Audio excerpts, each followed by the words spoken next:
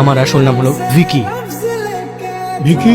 বলতে দিন আঙ্কেল, পুরো দোষটা আমার। নিকি বলেছিল আগে আমরা 2 মাসের জন্য রিলেশন রেখে দিই। আমি শুধু ওই 60 দিনের কথাই ভেবেছিলাম, কিন্তু নিকি ও তো 7 জন্মের কথা ভেবেছিল, আর আমি সেটা বুঝতে পারিনি। ও যে ভালোবাসা চেয়েছিল সেটা আমি দিতেই পারি, কিন্তু নিজের ভুল বুঝতে পেরে আমি এখানেও চলে এলাম, কিন্তু ও আর আমাকে বিশ্বাসই করে না। আমি আজ ফিরে যাচ্ছি। চলে গেছে তো আবার কি? আমরা সবাই বুঝতে পারছি ওই ছেলেটা তোমাকে কতটা ভালোবাসে, কিন্তু তুমি কেন বুঝতে পারছো না? কারণ ওর ভালোবাসা একেবারেই সত্যি, পুরোটাই মিথ্যে। যখন জিজ্ঞেস করেছিলাম ও আমাকে বোঝা মনে করে কিনা, তখন সত্যিটা কেন বললো না? সবার সামনে ওকে জিজ্ঞেস করেছিল, যখন ও তোমার নামে কথা বলছিল। যেখানে ভালোবাসা আছে সেখানে একটু মিথ্যে চলে। তোমার বাবাকেই দেখো না, 30 বছর হয়ে গেল উনি কখনো আমার বানানো কফি খান, কিন্তু কখনো বলেননি যে আমি কফি ভালো বানাই না। তার মানে কি উনি আমাকে ভালোবাসেন না? মিথ্যেতেও ভালোবাসা থাকে, শুধু তোমার সেই ভালোবাসাকে বুঝতে হবে।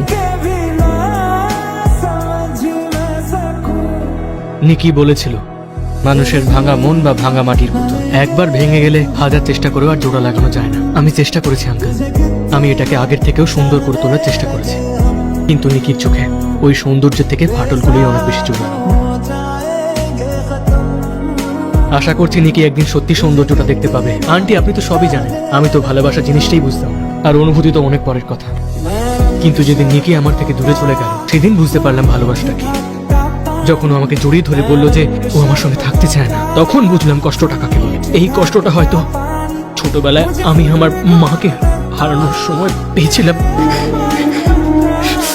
আমি কাঁদছি, এটা তো হওয়ারই ছিল। নিকির মনে কষ্ট দিয়ে ভিকি কি করে খুশি থাকতে পারে? আপনি অনেকদিন ধরে এই মুহূর্তটার অপেক্ষায় ছিলেন যে ভিকিকে পেলে মেরে ওর হাড়গোড় ভেঙে দেবে। মানুন আমাকে, অন্তত আপনার কষ্টটা তো একটু কমবে।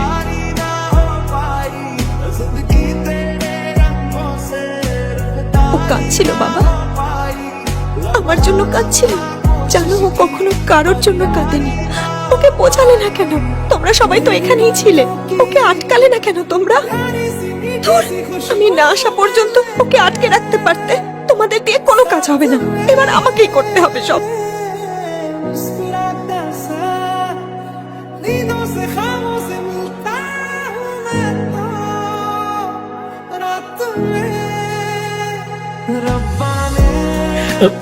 নিকি?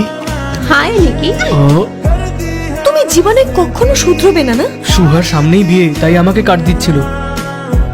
সরি। It's okay.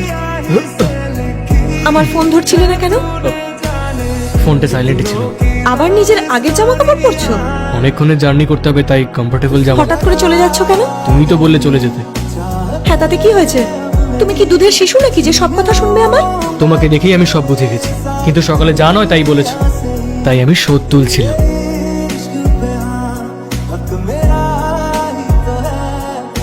বলেছিলাম না তখনই কিস করবো যখন আমার ইচ্ছে করবে। Happy anniversary.